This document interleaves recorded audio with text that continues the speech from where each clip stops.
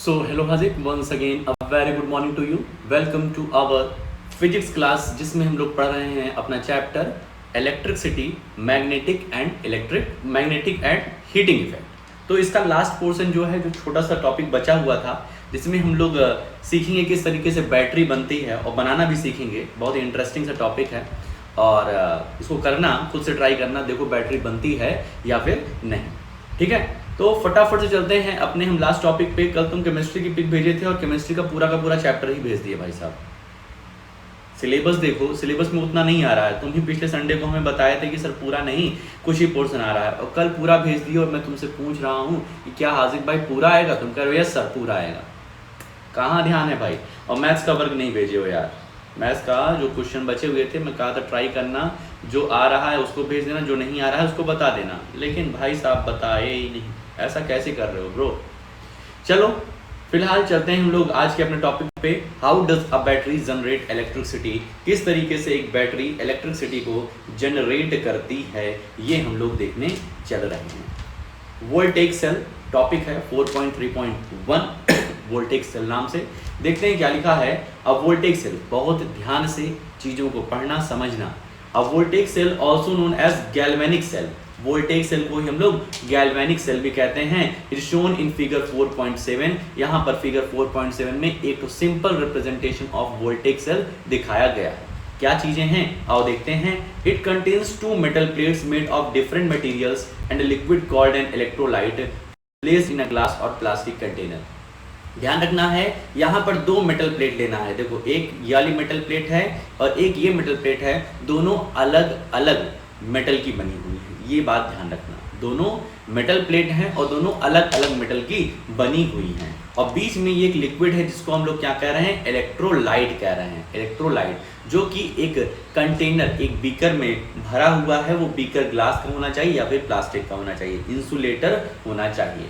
The plates called electrodes are partly dipped in electrolyte, which is usually a weak acid or salt solution. ये जो plate है ये partially dipped है। ये जो मेटल प्लेट है हमारी दो ठो, ये आधी ये इलेक्ट्रोलाइट में डूबी हुई है, आधी हवा में है, मतलब हाफ डिप्ड है। ठीक है। और इलेक्ट्रोलाइट क्या होता है? तो इलेक्ट्रोलाइट वीक एसिड होता है, जो हमारे मतलब हल्के एसिड्स होते हैं, या फिर सॉल्ट सोल्यूशन को ही हम इलेक्ट्रोलाइट बनाते हैं। तो सॉल्ट सोल्यूशन लोग यूज कर सकते हैं, सिंपल सस्ता वाला।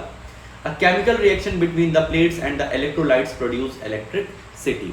ये इलेक्ट्रोलाइट, जो इलेक्ट्रोलाइट है, जो सॉल्ट सोल्यूशन है या वीक एसिड है, ये जब मेटल के साथ रिएक्ट करता है तो कुछ केमिकल बनाता है। When the circuit is connected, electric current flows from positive terminal through the circuit to the negative terminal, and the cell is then dead and cannot supply any more electricity. Over time the chemicals get used up and cell stop working. और जब यहाँ पर हम एक circuit को connect कर देते हैं, एक यहाँ पे कनेक्टिंग वायर लगा करके यहाँ पर एक लैंप लगा देते हैं, तो हम ये देखते हैं लैंप हमारा जो है, जो हमारा बल्ब है, वो ग्लो करने लगता है, जलने लगता है। वो जल क्यों रहा है? क्योंकि यहाँ पर क्या प्रोड्यूस हो रही है? इलेक्ट्रिसिटी प्रोड्यूस हो रही है। ये एक बैटरी की तरीके से, वोल्टेज सेल है, ये एक बैटरी तरीके से रिएक्ट कर रहा है और ये क्या कर रहा है? इलेक्ट्रिसिटी जनरेट कर रहा है। तो ये बल्ब में जब करंट पहुंचेगा तो वो जल उठेगी। तो वोल्टेज सेल क्या होता है? सिंपल है, दो ठो मेटल प्लेट्स ले लो, अलग अलग मेटल्स की, उसको पार्शली डिप्ड कर दो वोल्टेज उसमें किसमें? इलेक्ट्रोलाइट में। इलेक्ट्रोलाइट क्या होता है? वीक एसिड का, एक वीक एसिड क्या होता है? एक सोल्यूशन होता है, या फिर हम सॉल्ट सोल्यूशन कह सकते हैं। उसमें डिप्ड कर दिए हमने, सर्किट ज्वाइन कर दी, और जब सर्किट ज्वाइन करी है तो इलेक्ट्रोलाइट जो वीक एसिड है या सॉल्ट सोल्यूशन है, जब ये मेटल प्लेट के साथ रिएक्ट करता है तो ये क्या कर रहा है? एक केमिकल को रिलीज करता है, और केमिकल की वजह से ही इस सर्किट में इलेक्ट्रिक करंट दौड़ने लगती है और हमारी बल्ब प्यारी सी जल जाती है। बस काम खत्म। और भाई साहब ऐसा होते रहता है ओवर टाइम, मतलब टाइम के साथ साथ केमिकल्स क्या होता है? यूज्ड अप हो जाता है, केमिकल्स खत्म हो जाता है, और हमारा ये सेल क्या हो जाता है? डेड हो जाता है, खत्म हो जाता है। अब ये और ज्यादा इलेक्ट्रिसिटी को जनरेट नहीं कर पाता। कह रहे हैं आओ हम अपने घर में एक इस तरीके से वोल्टेज सेल बनाते हैं। Let us construct. Can we also make our own voltage cell using easily available materials. Take 5 or 6 juicy lemons, 5 और 6, 5 6 क्या ले लो? लेमन्स ले लो, कॉपर वायर स्ट्रिप ले लो, एक 1-2 मिलीमीटर की, and iron nails. Also take 1 LED and some connecting wire. कह रहे हैं कॉपर वायर स्ट्रिप ले लो, कॉपर वायर की स्ट्रिप ले लो और ले लो क्या, कनेक्टिंग वायर्स ले लो और आयरन नेल्स ले लो और एक छोटी सी प्यारी सी बल्ब ले लो जो बहुत धीमे से जलती है, ठीक है, जो ज़्यादा इलेक्ट्रिसिटी नहीं कंज्यूम करती है। Insert the copper wire and the iron nail in each of the lemons, keeping them apart by a small distance as shown in figure 4.8a। कह रहे हैं यहाँ पर क्या करो, लेमन में इस एक लेमन लो और एक तो इसमें नेल डिप्ड करो, एक नेल इसमें घुसेड़ो और एक तुम कॉपर वायर की स्ट्रिप, ठीक है। यहाँ पर कुछ कम क्लियर दिख रहा हो तो ये वाला देखो, ये देखो 1 2 3 4 5 ठो लेमन ले लिए हैं, आयरन नेल पांचों में लगा दिए हैं और ये वाली हमारी कॉपर स्ट्रिप है, जो इधर है ना, जो इधर है ये क्या है, कॉपर स्ट्रिप है। और इसको क्या करे हैं, कनेक्ट कर दिए हैं, इसको ज्वाइन कर दिए हैं। ज्वाइन करने के बाद हम देखेंगे हमारी एलईडी जो है वो जल जा रही है। Yes, it is possible. So तुम खुद करके भी देख सकते हो, तुम्हारी एलईडी क्या करेगी, जलेगी। यदि एलईडी मान लो नहीं जलती है, एलईडी मान लो नहीं जलती है तो एलईडी को क्या करो, चेंज कर दो। हो सकता है पाथ चेंज हो, निगेटिव पॉजिटिव तुम समझ ना पा रहे हो तो ये एलईडी का जो ये वाला टर्मिनल है वो इधर ज्वाइन कर दो, इधर वाले टर्मिनल को इधर ज्वाइन कर दो, मतलब बल्ब को पलट दो, तब तुम्हारी बल्ब जलने लग जाएगी। यहाँ लिखा है if the LED does not glow reverse it's connection, ये नहीं जलती है तो रिवर्स कर दो कनेक्शन को, ठीक है। समझ में आ गया। तो किस तरीके से हम अपना वोल्टेज सेल खुद बना सकते हैं। 4-5 नींबू ले लें, कॉपर स्ट्रिप ले लें, आयरन नेल ले लें, कॉपर स्ट्रिप और आयरन नेल को डिप करना है हमें इन नींबुओं में, जिसमें इन नींबू में डिप करना है, दोनों के बीच में प्रॉपर डिस्टेंस होनी चाहिए। प्रॉपर डिस्टेंस रहेगा तभी क्या होगा, केमिकल रिलीज होगा, तभी मेटल प्लेट्स और ये वोल्ट जो हमारा इलेक्ट्रोलाइट है, इलेक्ट्रोलाइट इसमें हमारा वीक एसिड होता है ना, हमारा लेमन में क्या होता है, एसिड होता है, तो ये क्या करते हैं, केमिकल्स रिलीज करते हैं आफ्टर द रिएक्शन। जब मेटल प्लेट और इलेक्ट्रोलाइट क्या करते हैं, आपस में रिएक्ट करते हैं तो केमिकल रिलीज कर रहा है, केमिकल रिलीज करेंगे तो इलेक्ट्रिक करंट को जनरेट करेंगे और हमारी बल्ब ग्लो करने लग जाएगी। अब हम लोग आते हैं ड्राई सेल क्या होता है। अभी तक जो हम लोगों ने देखा ये वोल्टेज सेल है, जिसको गैल्वेनिक सेल भी कहते हैं। यहाँ पर हम देख रहे हैं कि चीजें कुछ गीला गीला है इलेक्ट्रोलाइट है ना भाई साहब, इलेक्ट्रोलाइट जो है वो गीला गीला है, सॉल्यूशन है, वीक एसिड है या फिर सॉल्ट सॉल्यूशन है। अब हम लोग ड्राई सेल देखेंगे, यहाँ पर सूखा सूखा मैटर है। क्या है, voltage cells were an important discovery but they are not convenient for everyday use. भाई साहब स्पिल कर सकता है इधर उधर, जो वोल्टेज जो हमारा सोल्यूशन है, जो हमारा इलेक्ट्रोलाइट है वो गिर सकता है, तो वो डेली यूज में फायदेमंद नहीं है। Instead dry cells are one of the most widely used electric cells today. और आज के जमाने में ड्राई सेल जो हैं वो ज्यादातर हमें देखने को मिल रहे हैं। They are called dry because the electrolyte is not a liquid but a thick moist paste। जो इलेक्ट्रोलाइट है, जो इस सेल को हम ड्राई सेल इसलिए बोल रहे हैं क्योंकि जो इलेक्ट्रोलाइट है वो लिक्विड नहीं है, एक थिक मॉइस्ट पेस्ट है, एक मोटा सा थोड़ा सा मॉइस्ट है, मॉइस्चर है उसमें, मतलब थोड़ा बहुत गीला है, एकदम गीला नहीं है ना एकदम सूखा है, थोड़ा सा मॉइस्ट है वो, और एकदम थिक उसकी क्या होती है, पेस्ट होता है। The structure of dry cell is shown in figure 4.9। यहाँ पर 4.9 फिगर है ड्राई सेल का, यहाँ पर फिगर दिया हुआ है। अब ड्राई सेल को बहुत अच्छे से समझो। It consist of a zinc container which acts as a negative terminal and a carbon rod at the centre covered with metal cap that acts as the positive terminal. देखो ये जो हमारा dry cell है, dry cell का जो container होता है, ठीक है, एल्यूमिनियम का शायद बना होता है, किसका, यहाँ किसका दिया गया था, जिंक कंटेनर, जिंक का बना होता है। जो हमारा कंटेनर जो हमको बाहरी आवरण दिखाई देता है ना, जो चमकीला चमकीला दिखा है, वो जिंक का बना होता है। तो ये जिंक कंटेनर जो है ये किस तरीके से रिएक्ट करता है, निगेटिव टर्मिनल की तरीके से रिएक्ट करता है। और बीच में एक हमारे पास कार्बन की रॉड लगी होती है, बीचों बीच एक कार्बन की रॉड लगी रहती है, जिसके ऊपर एक मेटल लगा होता है। तो कोई भी वो देखना, अपना रिमोट का सेल देखना उसमें ड्राई सेल यूज होता है, तो बीचों बीच उसके क्या होता है, एक कार्बन की रॉड होती है। या तुम कहोगे तो संडे को हम आएंगे तो एक ड्राई सेल लेते आएंगे, तो खोल के देखा जाएगा कि अंदर क्या होता है, ठीक है। तो उसके अंदर इस तरीके कार्बन रॉड तुम्हें दिखाई देगी, जो कि पॉजिटिव टर्मिनल की तरीके से एक्ट करता है।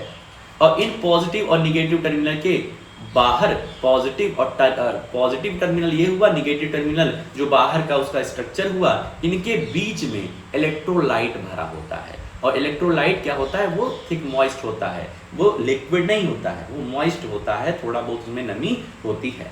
The carbon rod is surrounded by a paste like electrolyte, और वो इलेक्ट्रोलाइट से कवर्ड रहता है। देखो साफ समझ लो, ये कार्बन रॉड है, ये कार्बन रॉड है, पॉजिटिव टर्मिनल है। इसके पास में हम क्या कर दिए, इसके पास में हमें इलेक्ट्रोलाइट का क्या लगा दिए, पेस्ट लगा दिए, इलेक्ट्रोलाइट का पेस्ट लगा दिए। उसके बाद उसको हम क्लोज कर दिए जिंक कंटेनर से। तो जिंक कंटेनर निगेटिव टर्मिनल, ये इलेक्ट्रोलाइट बीच में और ये पॉजिटिव टर्मिनल। अब पॉजिटिव टर्मिनल से निगेटिव टर्मिनल करंट फ्लो करेगा, और यदि हम बल्ब लगा दिए, यदि हम फैन लगा दिए छोटा सा मोटर वाला, तो वो चलने लग जाएगा। The dry cell is a single use cell, meaning once it is used up, it has to be disposed of. For several applications, rechargeable batteries are increasingly being used now. देखो dry cell एक ऐसा cell होता है जिसको single use बोलते हैं, एक बार ये यूज होता है, उसके बाद इसको फेंकना पड़ जाता है, फिर ये किसी काम का नहीं होता है। इसलिए आज के ज़माने में रिचार्जेबल बैटरीज को यूज किया जाता है, क्योंकि भाई साहब अब हम लोग फ्यूचर को देखने लगे हैं कि भाई साहब हम संसाधनों का, रिसोर्सेज का ऐसे इस्तेमाल करें क्योंकि हमारे बच्चे जो आएँ, हमारे बच्चों के बच्चे जो आएँ, वो भी इसका इस्तेमाल कर सकें। ऐसा नहीं कि खाए पिए मस्त रहे उसके बाद निकल गए, ठीक है। अपने आने वाली जनरेशन के बारे में सोचना पड़ेगा। तो चीज़ों को अच्छे से हमें यूज करना है, जो रिसोर्सेज हमको अवेलेबल हैं उनको अच्छे से यूज करना है, पूरी तरीके से एग्जॉस्ट नहीं कर देना है। लास्ट टॉपिक इस चैप्टर का, रिचार्जेबल बैटरीज। यहाँ पर हम लोग सीखेंगे कि जो आज के ज़माने में रिचार्जेबल बैटरीज का ज़माना है वो कैसे काम करता है। Rechargeable batteries can be recharge and reused multiple times. जो रिचार्जेबल बैटरीज हैं मल्टीपल टाइम्स यूज हो सकती हैं, मतलब कि वो उसका रिचार्ज खत्म हुआ, वो चार्जिंग उसकी खत्म हुई, उसको वापस से हम रिचार्ज किए, वापस से चार्ज किए और फिर से हम उसे काम दे रहे हैं। This prevents wastage and saves money over time as well. ये क्या होता है, ये वेस्टेज से बचाता है, वेस्ट होने से बचाता है। भाई ड्राई सेल का इस्तेमाल किया हमने, उसके बाद फेंक दिया, वो इन्वायरमेंट को का नुकसान पहुंचा रहा है यार, ठीक है। और रिचार्जेबल बैटरीज नुकसान नहीं पहुंचा रही हैं, इसको हम बार बार चार्ज कर रहे हैं, बार बार यूज कर रहे हैं। There are many different kinds of rechargeable batteries that are used for different application. हमारे सामने बहुत सारी तरीके की रिचार्जेबल बैटरीज होती हैं जिसको हम अलग अलग एप्लीकेशन के लिए यूज करते हैं। From small batteries used in watches and phones to batteries that run laptops and tablets to bigger batteries, inverters और drive electric vehicles।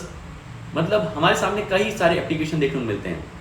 सबसे सिंपल एप्लीकेशन वही है जिसको देखने से मम्मी बहुत डांटती हैं, और तुम थोड़ा सा यूज करते हो, मम्मी कहती हैं ये दिन भर मोबाइल चलाता है। तो मोबाइल क्या है, एक रिचार्जेबल बैटरी है जिसको हम बार बार चार्ज करके यूज करते हैं।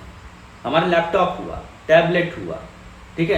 ये जो ई रिक्शा चलता है, टुक टुक या टमटम जिसको बोलते हैं, वो भी क्या होता है, यही रिचार्जेबल बैटरीज का एक एप्लीकेशन है। However rechargeable batteries also do not last forever, ठीक है। लेकिन ऐसा नहीं है कि ये अमृत पी के आया हुआ है, ये रिचार्जेबल बैटरीज, ऐसा नहीं कि ये सालों साल जीता रहेगा, तुम खरीदो तुम्हारे पोते नाती भी उसको यूज करेंगे, ऐसा नहीं होता है। फोन ही देख लो, पहले अच्छा वर्क करता है और बाद में हम उसको चार्ज करते रहते हैं, लेकिन बहुत जल्दी उसकी बैटरी उतरने लग जाती है, होता है, हुआ है ऐसा। After being charge and use many times they slowly wear out. धीरे धीरे करके क्या होते हैं, वो वियर आउट होने लगते हैं, उनकी लाइफ खत्म होने लगती है। लेकिन फिर भी ड्राई सेल से काफी अच्छे होते हैं rechargeable batteries. Typical rechargeable batteries used in laptop, mobile phones, camera, inverter, vehicles, charging a mobile phone। इन सब में हमारा रिचार्जेबल बैटरीज का इस्तेमाल होता है। तो इस तरीके से यहाँ आकर के अपना ये छोटा सा मोटा सा टॉपिक खत्म होता है। आई होप सो मज़ा आया होगा, समझ आया होगा, सभी चीज़ें क्लियर होंगी, ठीक है। तो फिजिक्स अपना खत्म हो गया है। अब केमिस्ट्री का थोड़ा सा क्लियर करो भाई, केमिस्ट्री पूरा वो चैप्टर आ रहा है कि आधा आ रहा है, थोड़ा सा सिलेबस देखो, उसके बाद उसको भी कल हम लोग खत्म करते हैं, ठीक है। तो फिजिक्स, केमिस्ट्री और मैथ्स भी खत्म हो जाएगा। बायोलॉजी तुम कह रहे हो सिर्फ याद ही करना है, उसको सिर्फ पढ़ाई करनी है, उसमें कुछ समझना नहीं है, तो उसको भी देख लो। सैटरडे से अपना एग्जाम है, अच्छे नंबर लेके आना है, ठीक है। तो इसको क्या होमवर्क तुम्हारा रहेगा कि इसको अच्छे तरीके से रीड कर लो, जितना आज पढ़ाया हूँ। जो भी इंपॉर्टेंट पॉइंट्स तुमको इसमें से नजर आए उसको खींच करके अपनी कॉपी में लिख डालो, और उसके बाद एक्सरसाइज पे आना। एक्सरसाइज को सॉल्व करो, जो क्वेश्चन आंसर हैं उसको बुक में मार्क कर लो, और ट्रू फॉल्स जो हैं और फिल इन द ब्लैंक्स उसको कॉपी में लिख डालो, ठीक है। तो ये काम ध्यान में रखना, ठीक है। तो आज के लिए अपने इस वीडियो में इतना ही रखते हैं, मिलते हैं नेक्स्ट वीडियो में। ओके।